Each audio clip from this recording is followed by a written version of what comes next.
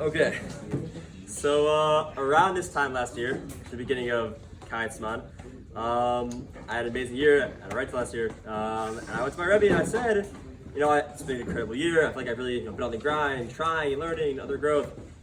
But I really feel like I'm not exactly where I want to be in terms of my textual skills, in terms of my ability to know what's going on the daf. I didn't feel like I was there. And it was disappointing. It was like, I thought I'd come to yeshiva for 8 months. I'd try to learn, and then I come out of yeshiva after a year and be able to, have access to all Jewish knowledge, to Gemara, to be able to learn about myself after a year. As many of us, I think, at this point in the year know, it's not really true after a year. So I said to my Rebbe, and he said, okay, so here's what you're gonna do. Take a Masechah you've already done. So last year I'd done Makos, my dad's Yertzeit. He said, so take the Masechah, go through each Amud, know what every word means. So if you need to use ours, whatever it is, know what every word means on the daf, know what's going on, and then chazer that Amud 10 times. So this might seem on Makos 10 times. And Baruch Hashem, it's been great. It's been a great project.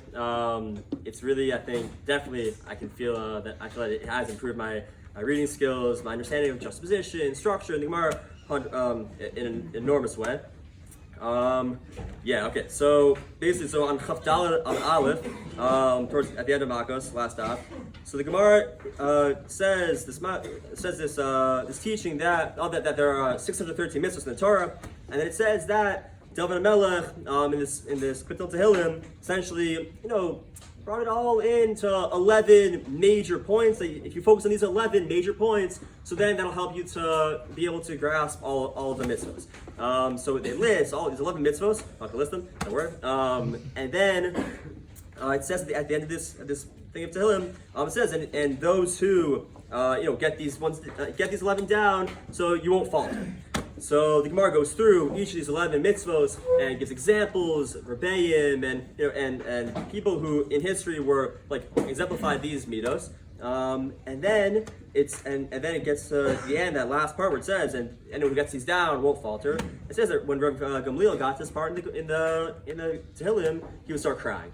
And they asked him why, and he said, well, how am I supposed to get all these simple 11, how am I supposed to get those down? These are incredible traits that it could take lifetime just to improve, just to get one down, quote unquote down, in the way that's describing here. How am I supposed to succeed at all of these? And if you don't succeed at all of them, you're going to falter. How does that make any sense?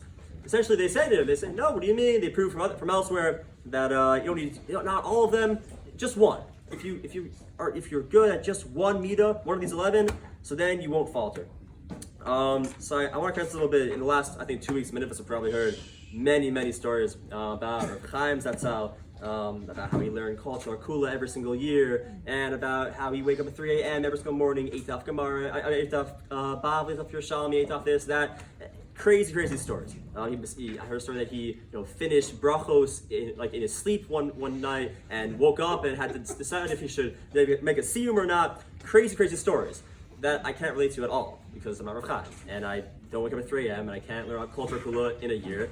Barely even able to learn about what was happening in a year, and I found these stories, just a personal story on that also. So I was really on the grind doing this project, trying to finish Makos 10 times, and I a few months ago I went to Iraq to visit, and one of my friends was talking to my Rebbe and mentioned Rebbe said that he in Shana Aleph he finished Kiddush and Gemara Shitosos 25 times, and I was like, what? How is that possible? The Kiddush is 90 daf. I'm like, that's not possible. He confirmed to the shouts. He did it. It's crazy. Similarly, I can't relate to that at all. That to me is not possible.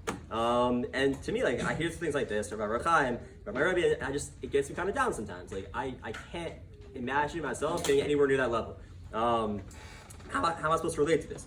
So I think that Rav Dessler's explanation of free will really, I think, speaks a lot to this and has helped me kind of deal with those thoughts. And Rav Dessler essentially says this. He says that free will, he's pointing out this concept of a bechira point, where there's the Yetzer Hara and the Yetzer Tov. And it's like a battlefield, right? In the old days, like a battlefield. So you have, where's the battle going on? Right in the middle, right? Where the two front lines are fighting, right in the middle, that's where the battle's going on. And when one side starts to win, so it moves in this direction, the battle starts going on in a different area. And when the other side starts to win, so it moves in this direction, and the battle goes on elsewhere. So for us, we only have free will in the middle, where the battle's going on.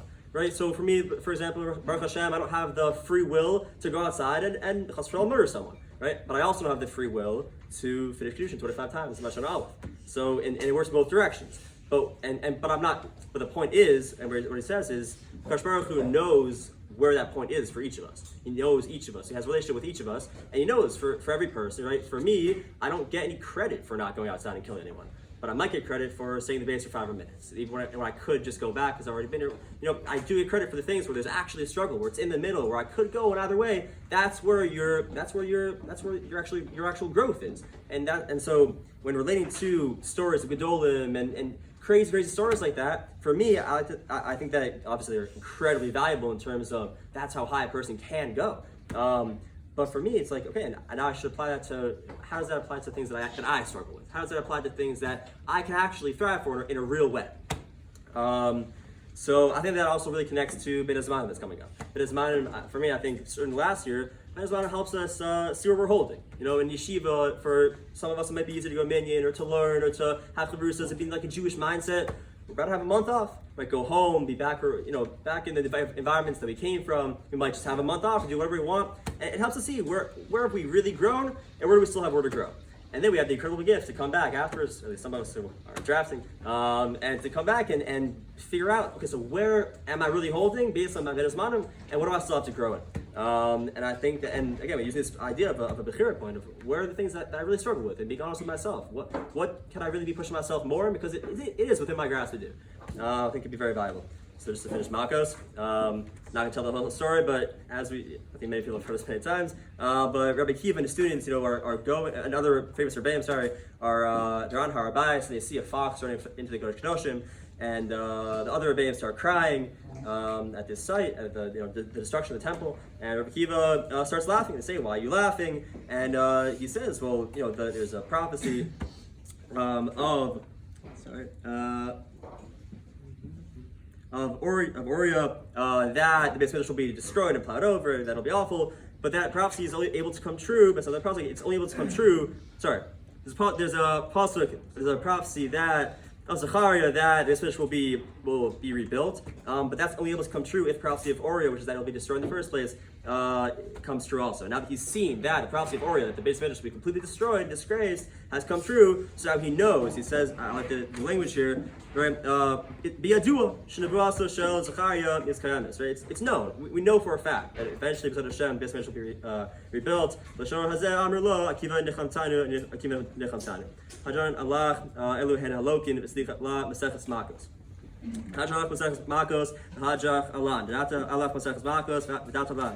Lo nis nishe minach Maseches Makos, lo sisni shtei minah. Lo bal mahdin, lo bal madase. Hajrach Maseches Makos, Hajrach Alan. Data Alach Maseches Makos, Data Alan. Lo nis nishe minach Maseches Makos, no sisni nishe minah. Lo bal mahdin, lo bal madase. Hajrach Alach Maseches Makos, Hajrach Alan. Datach Allah Maseches Makos, Datach Alan. Lo nis nishe minah Maseches Makos, lo nis nishe minah, lo bal mahdin, lo bal madase. Come on, no,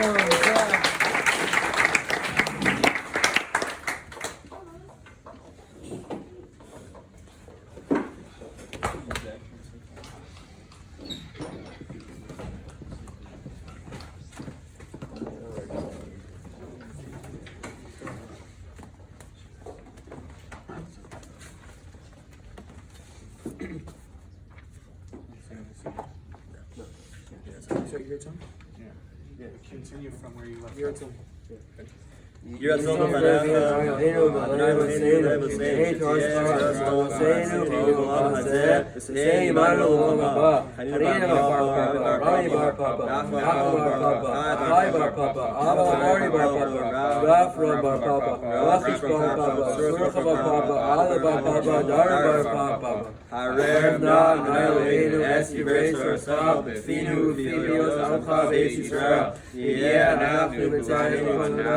וצאצאינו וצאצאי עם כל בית ישראל, לנו יודעי שמך ולומדי תורתך.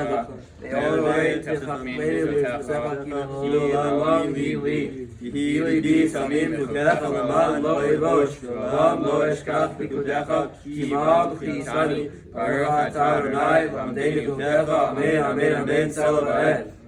Moyim אנחנו לך אדוני אלוהינו באלוהי אבותינו, ששמת אלוקינו ביוש דוד ונפש, לא שמת אלוקינו ביוש די קרונוס, שאנו משקיעים והם משקיעים. אנו משקיעים בנפש וזרעך, משקיעים בדברים פתילים. אנו עמנו והם עמנו, אנו עמנו וקם וסחר, הם עמנו והם וקם וסחר. אנו רצים והם רצים, אנו רצים לרחיים לעולם הבא, והם רצים לעבר שחס. שנאמר, ואתה אלוהים תרדם ובדרך שחס, עד שידם ממרמה, לא יחצו ידיהם, ואני אפתח בה. יהי רצון לפניך, אדוני, כשם שזכרני ישראל, מסכת מגילה, כן תעזרני להשכיל מסכת וספרים אחרים וסיימם, וללמוד ולמד לשמור, לעשות ולקיים, תדברי חמוץ ותורתך באהבה, וזוז כל החיים והגויים, ותלמידי חכמים, יעמוד לי וזרעי, שלא סמוש התורה מפי זרעי, זרעי עד עולם, יתקיים בי מתהלכת, מתהלכת, עשך, תשמור עליך, תשמור תשמחה. כי לי ירבו ידיך ויוסיפו לך שנות חיים, אורך ימים וים, וזולה יושר וכבוד, אדוני עוז עמו ייתן להם רק שלום.